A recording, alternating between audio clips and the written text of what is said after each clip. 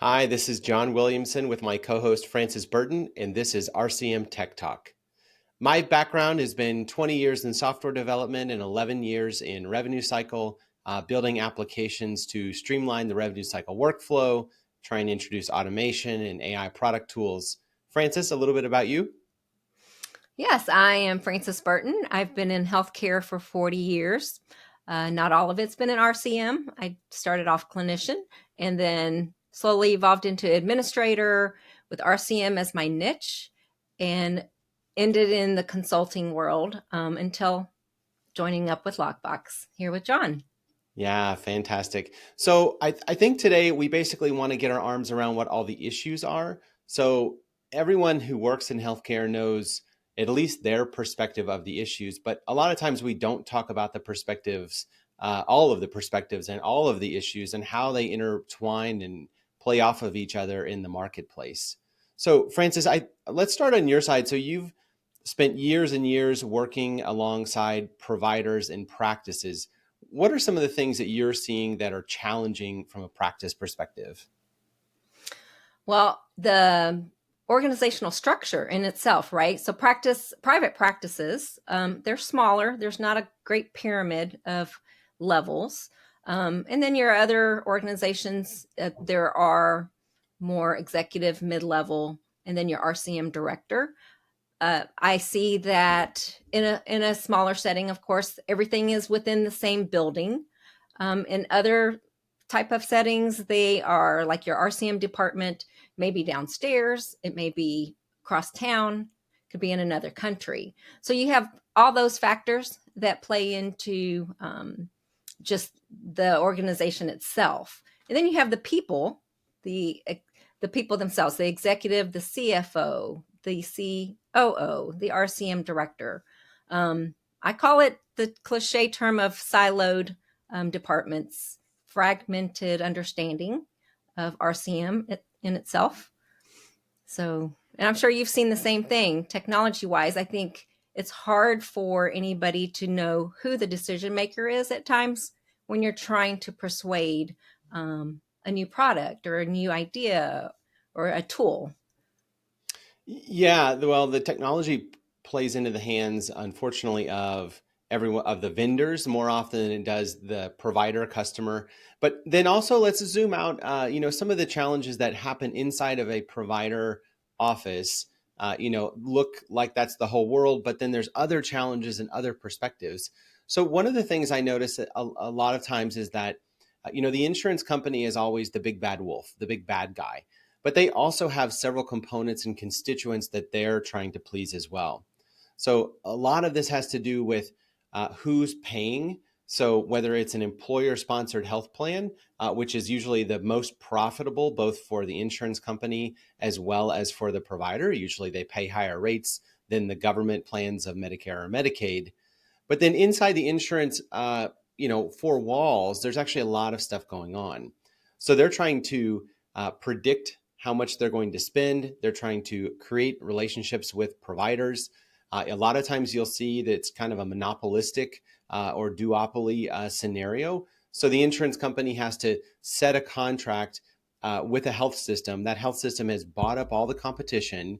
And so now they're forced to ultimately pay higher rates, which will then get passed on to the employer and the employee or to the government ultimately. So these situations of consolidation on the provider side have then left the insurance companies essentially in more of a defensive war-like state, where their natural assumption is that every claim that's being sent across the wire is potentially fraudulent. Every claim is, the pricing tied to the contract on that claim is probably, overpriced. And so they're going to do everything they can to avoid paying unnecessary claims and then recoup money along the way. So whether that means inserting a new prior authorization requirement, which from the provider perspective looks terrible, but from the insurance perspective looks quite reasonable, to avoid unnecessary duplicative testing and other types of care. And then beyond that, they're looking for, well, is this claim really in good order? Do I have to pay it? Is the service relevant to the diagnosis code? Those types of things. And then if I do pay it, I'm also going to have somebody, kind of a bounty hunter, coming behind me in the form of a payment integrity firm to go double check. Maybe your taxonomy code licensure was wrong, and therefore I can unwind a payment, or maybe some paperwork slip up between here and there happened. So the recoupments come, which of course from a provider perspective are just horrible to deal with. It's like a denial on something that you thought was already finished, and it's very difficult to challenge, and oftentimes results in kind of chaos from an accounting perspective. But those payment integrity firms view themselves as doing a service to the entire system by making sure that every claim was clean.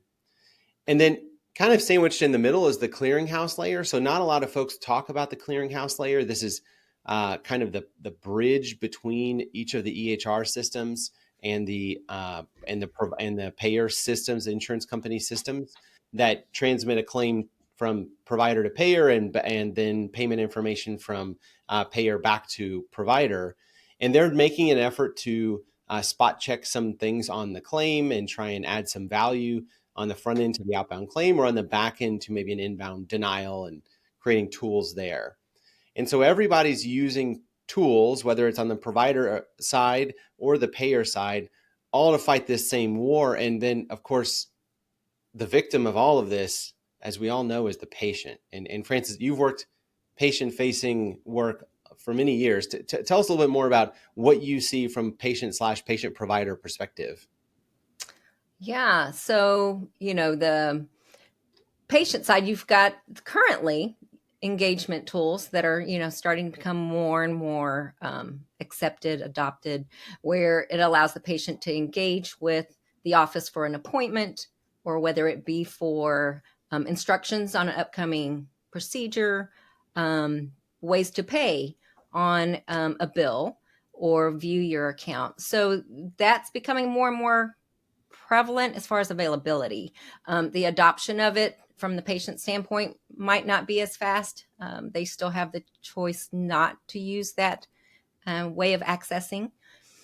From an RCM standpoint, near and dear to me, it's, how can an office get a patient to be more the probability of getting them to pay, right, promptly, or in an affordable way, that whole compassionate collection terms that you hear now.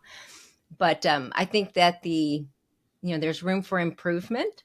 I could start going into a lot of things about what is the practice or the RCM director's hesitation to adopt some things, because I can tell you, I still see and hear, especially when I was doing my consulting, the departments or people within the department hesitant to put patient credit cards on file. Let's use that one.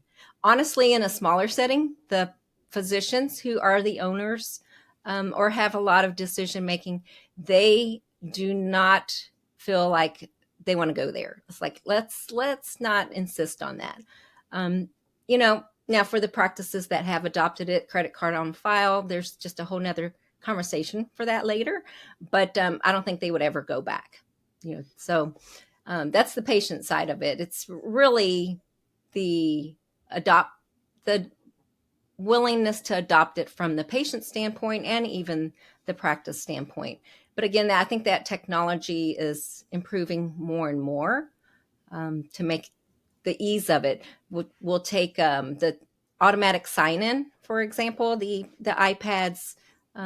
Everybody knows that there are some brands out there that allows a patient to check in using that. Has its advantages. Practices still are, balancing is it worth it side of that, because the people who, especially the elderly, you still have the Medicare population that is not going to use it correctly or understand it. So they end up back at the front desk anyway, those kind of things. Yeah, well, I got to say, so coming from the technology perspective, the reality of the technology being used by all the different parties, and we'll focus more on the provider side, because that really, the RCM director is kind of our hero in the story, and we want to make sure that that their equipped with the best knowledge they can be to make the right decisions as they're trying to go through a digital transformation. So the technology, unfortunately, that they're being forced to use, typically their EHR is kind of the front door for everything. It is pretty bad. I've sort of got my long list of complaints about how EHRs were essentially created to take advantage of sort of a subsidization that we did from the government back in 2009 timeframe to sort of bribe all the doctors to use EHRs, which then resulted in all the EHRs getting created and then all of them being sold to private equity, and then none of them really being updated. And they look, it's like the current version of when you go to the airport and the person behind the counter is there typing and typing and typing and typing, and you're thinking to yourself, what are they still typing? And the reality is they're working on top of a system that is still running on decades and decades old technology, maybe with a cleaner interface, sort of. The same thing is happening on the EHR side. So, whether you're the patient trying to register, and you get the clipboard, or you have to type in the iPad to enter the answers to the same questions you already answered last time, or that you've certainly answered to your, health insurance provider and everyone else, all the way to when you're in the visit and they're not looking at you, they're looking at their computer screen to try and select the right drop down and check all the right boxes and do all this different stuff. And then type a bunch of content out that you then get a printout of when you leave that is, sort of jammed full of material, and only a small section of which is actually helpful. And then, this is all in support of the claim going to coding can we maximize the diagnosis codes to increase the risk score? And then can we make sure we capture every charge? And if there's an opportunity to level up a charge, because gosh, it was a situation that warranted it, let's do that. And then out to billing to say, well, is this payer going to pay this claim with this modifier plus this diagnosis code? Oh no, we have a special weird contract we signed last year that means for this payer we have to do it differently, and somebody's supposed to remember that, or in theory software is supposed to help with that, but in reality it doesn't. And the claim goes out the door. Oftentimes it gets paid as expected, but for the 15 to 20% of the time it doesn't, that you have to touch the claim again in the accounts receivable department. You might be disputing a claim that was denied, or you might be correcting a claim where you didn't make that final tweak before it was billed, or in some cases you have to appeal and include medical notes, and that's where you're going to want to have sort of that robust body of content that was unhelpful to the patient then became in support of the appeal. And so often we're seeing this where you have sort of everyone's practicing a defensive medicine in some ways, over documenting every single thing so that they can win an appeal that the insurance company is forcing a office to go through. All of this is complicated just naturally, and then made more cumbersome by the tools that they're forced to use to do it, which ultimately results in sort of burgeoning AR problems, repeated unnecessary unforced error denials, multiple touches when a single touch could have happened, and the need for more staff, and then bolt-on tools to sort of supplement the bad software, or a lot of Excel ninja skills. And it strikes me that sort of the RCM director, sort of sitting in the eye of the storm here, is forced to make so many compromises on how they would like to do things because of the limitations of the tools that they use, and that they have to jump through a lot of hoops or throw a lot of bodies at something. Maybe their software doesn't do auto posting and reconciliation correctly, or maybe their software doesn't do patient billing in a meaningful way. And so they have to, find third-party vendors and stitch together tools that don't really talk to each other very well. It feels like a never-ending situation. And then there's a bunch of hype out there. And so, Francis, you're seeing the AI hype. What do you think the perception is of the been there, done that 20-year veteran in revenue cycle director who's seeing and hearing all this marketing stuff?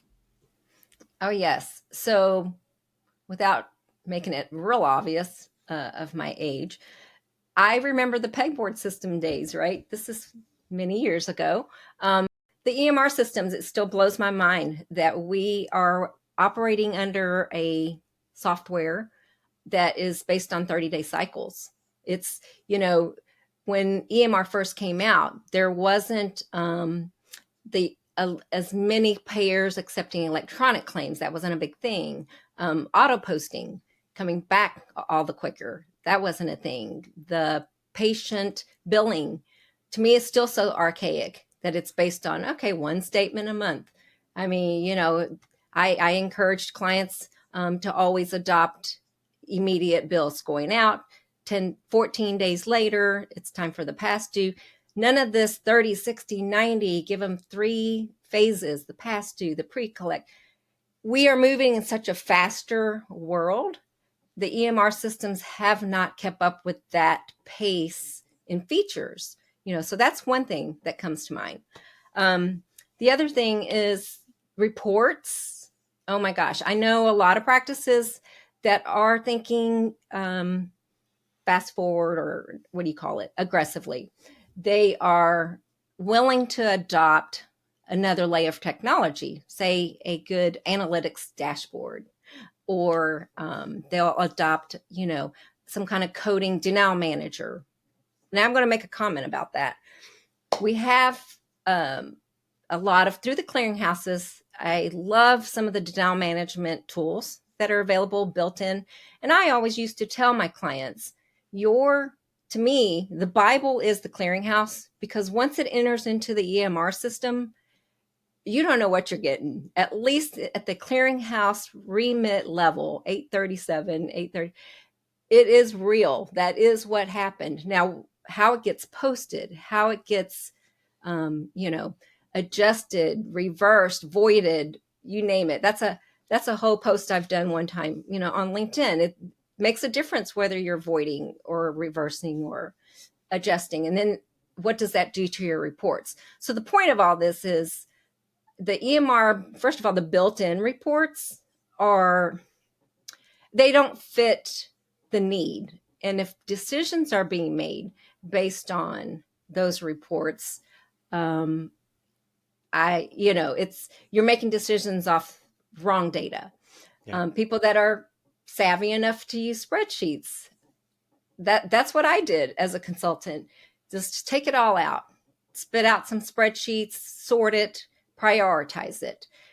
But then what did I have to do? I had to go and, disperse it to the board members, physicians who are like already eyes glazed over on the first page.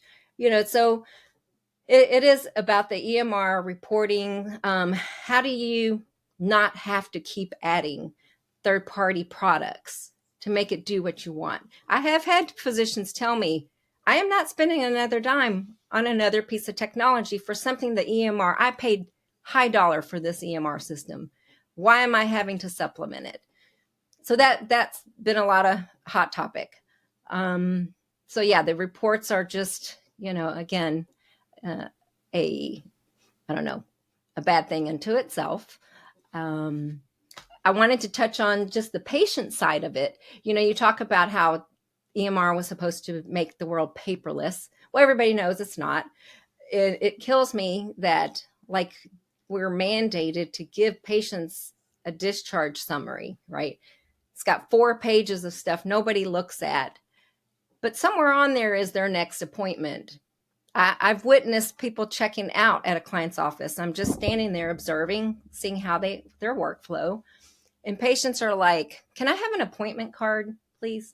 So they are still buying stocks of appointment cards to give to that patient, whether they ask for it or not, because they know their no-show rate was dependent on it.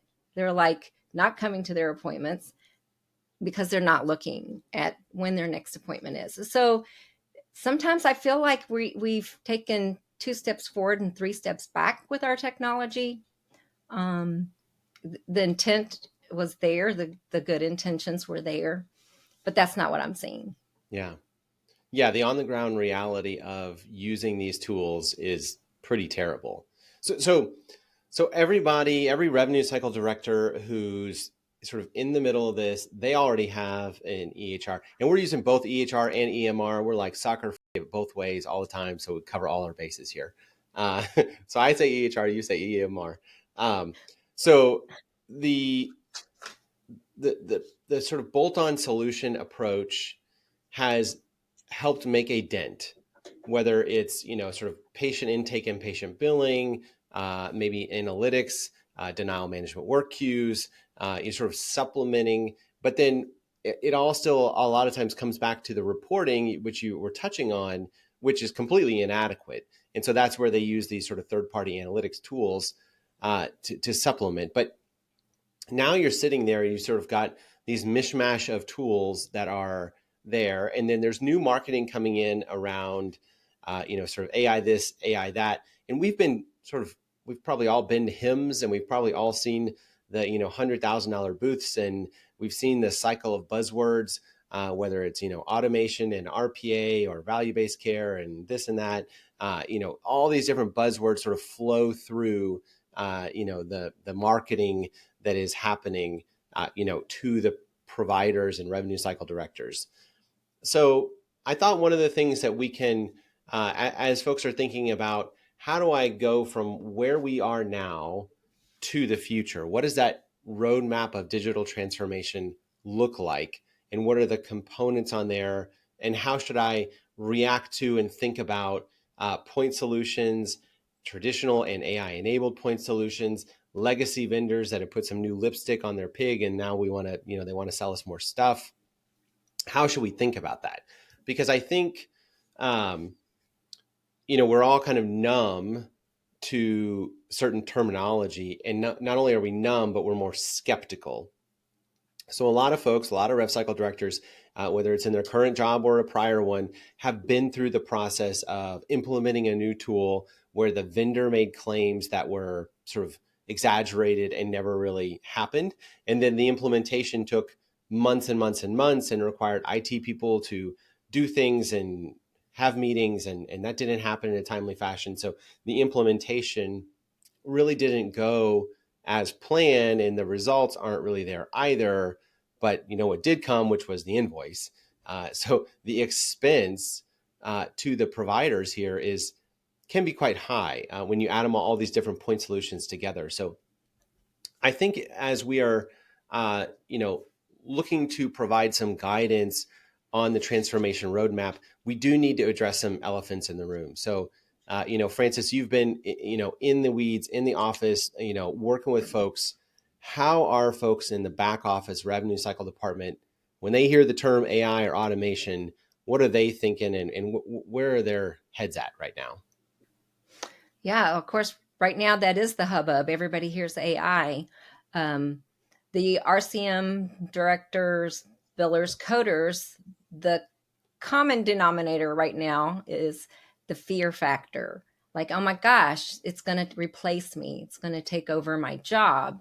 And part of me scratches my head, like, for the RCM director, why are you worried that you're going to be without a job?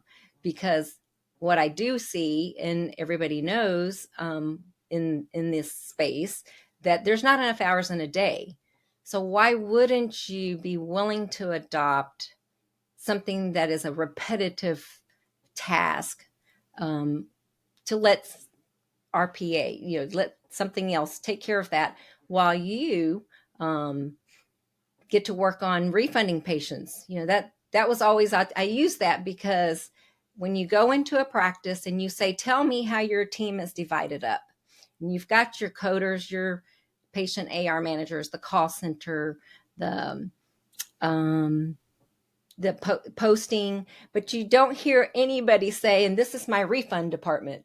Not, you're doing good to get the money in. You really aren't going to have time. If you don't have the manpower, you're not going to take time to return money.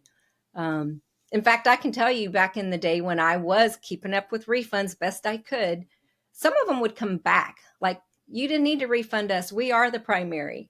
Like, are you kidding me? That spent a lot of time for me to return this to who I thought was the proper payer. Anyway, so you have, the fact that um, RCM teams can't take a day off without feeling like, oh my gosh, I dread going into work tomorrow. I think, fast forward to what does digital transformation really mean in the real day-to-day thing is just a feeling of being able to leave with the sense that you've accomplished something that day, and that you can, take time to go to a conference. I know here in our hometown, the Medical Society has monthly meetings that says bring all your claims issues to the table. They have a hassle log. I've seen it in other states where there's something called a hassle log. Bring all your claims issues. We'll break it out by payer. Let's see who's, the uniformity. Is this happening just in your practice? Is it happening regionally? Bring it to us. I attend those meetings. Do you know how many people show up? It's not that there's not issues. They either don't have time because they really are trying to keep their head above water. I've seen in the smaller practices where that, team lead, whether it's a claims denial manager, have to go cover the front desk because they're short. Now probably don't even have to go into the short staff, the human resource aspect of it. But this is a little bit more poking at this point, but RCM directors, and I'm that type, are very territorial, very resistant to change, or I'm going to say help, because they really do know their stuff. It's not that they don't know their stuff. They just, they don't want technology to outdo them if they really feel like this has worked for me for years, right? Now, an example of that, practices that don't adopt or didn't want to adopt direct deposit, EFTs, right? When insurance companies like, you know what, we can stop sending you checks. We'll send it right to the bank. And again, I will speak personally at my own resistance. It was like, why would I want to do that? That's going to cause a whole nother layer of issues for me on how to balance every day. That money is going to be hitting the bank all different days. I'm over here trying to post it to match, right? But now, for everyone who has done it, and God forbid you haven't, for most payers, you would never go back. Why would you go back? It's auto posting as well. Not only that the money's there quicker. So that's, the fact that we can tend to be territorial. As a consultant, when I went in, I'm going to say it, sometimes it was the wolf watching over the hen house. There is that. The providers, the managers put complete trust in the RCM director, that she's making the best decisions, that she's communicating, and that they're listening. The listening is a problem, but that she's communicating, hey, look, I need help. I need you all to listen. This doctor, I tell him every month, it's taking you 2 weeks to get your hospital notes into me. That's unacceptable. Who has the authority to enforce some of the, need for behavior change outside of the RCM world, right? So you have that piece. I have seen where even the technology we have now, the denial manager that I mentioned earlier, that the clearinghouses offer, I have seen practices that are paying for it and it's not even being used. There's been more than one office I've gone into where I'm like, hey, again, the clearinghouse is the Bible. Show me, log into your clearinghouse denial manager. Well, I've never logged into it. What are you talking about? I said, well, okay, maybe you're not paying for it. Have you talked to your supervisor about, I know that this is available. Can we get it turned on?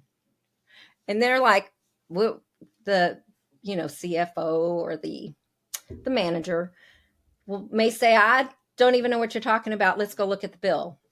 Some of the billing is auto invoiced.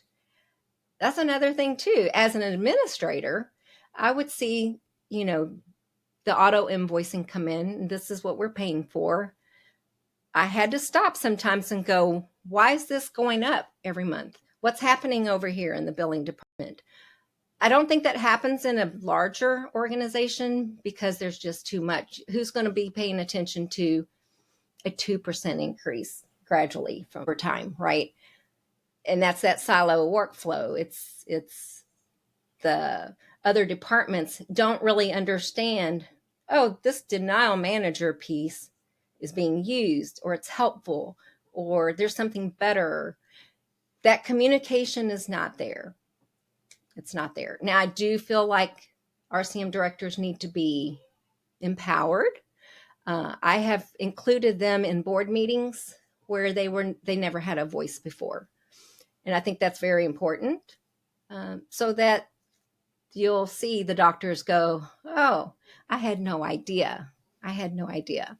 Yeah. Um, Well, the last thing there about helping empower the revenue cycle directors to have a voice and to be able to share bad news and shine light on issues, that's critical. So if we're thinking, okay, I want to change how we practice revenue cycle here in our facility, hospital, doctor's office, whatever it is, you're first going to have to sort of do an audit. You need to understand and have written down a good flow chart, whether you write it by hand or do it on a flow chart tool, doesn't matter, of every single step of every single department, and then cross-reference that with breakdown of reporting of root cause of issues you're having, whether it's a denial related root cause that tracks back to maybe an eligibility and benefits procedure that isn't happening. Really, the first step, if most folks are kind of getting through the week, getting through the day, making sure whatever's really the hottest fire isn't going to go out of control, but they're really not digging down deeper, we're really I guess advocating for a stronger, more proactive revenue cycle director who takes a strong leadership position. But you can't be uninformed. The folks at the very, very top, they can miss the details. They can not understand that they're subscribing to a denial manager, but no one's using it. But the revenue cycle director, doggone better well know what tools that are at hand, who's using them for what, where do they fall short. You got to take stock of all this. And I think that's really, we've acknowledged the problem. We know we want to change. We know there's tools around the corner that are probably going to help us, but we also know that we have a reality right now. And unless you can really get your arms around that reality holistically, you're never going to succeed in any kind of digital transformation change management. So, for example, I did this in my consulting days, building software platforms. Multi-party workflow is kind of my area I've spent my career building. What I found every single time, this was sort of pre-revenue cycle days, but applies just as much, is that if you ask the person in the corner office or even the manager what's going on, they're going to gloss over so much nuance and miss so many details about what is actually happening and how work is actually getting done, because maybe they've only been there for a year and a half. They only know about the things that were, the really squeaky wheels, so to speak. They don't understand the actual workflow of, what does an eligibility and benefits check mean when someone is coming in for a service that isn't sort of a standard service. It might be carved out. I might have to make a phone call. What about changing authorization? What about the flight of my Medicare traditional patients to Medicare Advantage plans, which have their own separate nuances? So I think where any revenue cycle director can start is to go sit belly to belly, side by side, shoulder to shoulder with folks at the ground level doing each job, and understand which tools they use in which order and what their frustrations are. So really step one as you're leading into a digital transformation is understanding what the heck is going on right now. And so this is where we kind of want to leave you with, sort of the next step is to go through each department, talk to the managers first, get their point of view, then go work with whoever sort of the team lead is just under the manager who's actually hands-on keyboard working, and understand their flow, what goes wrong, what variations are there, and document this in a visual way.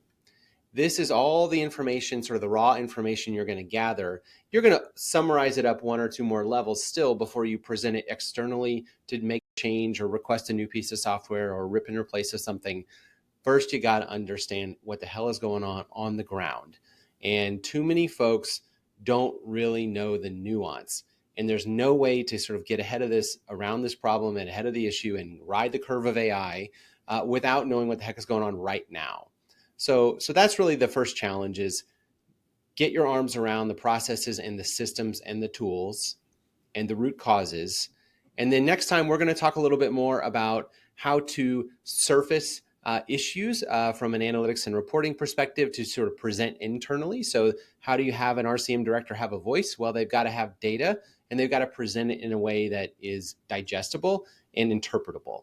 So we'll get into more of that later, but right now, let's focus on just understanding what is going on. Any closing thoughts, Francis? Oh, no, you hit the nail on the head. I mean, it's really about giving the RCM director a voice to the people who actually hold the checkbook that can approve the technology, right, that she needs. Yeah, and honestly, one of the things, I will make this my takeaway. I would go in, it's the reactive thinking, right? People are like, okay, I see a problem, let's fix it. That's when they call a consultant in. But 100% of the time I go into a practice, it wasn't what they knew was a problem as much as the incidental findings. The things that I would uncover in the process was more of the hot spots, more problematic than what they actually thought was the core problem. Does that make sense? So it is a lot of the unknown as well as the known reasons for doing what you just described. Absolutely. Well, thank you all very much for joining RCM Tech Talk. We'll be back next time. Bye-bye. Bye.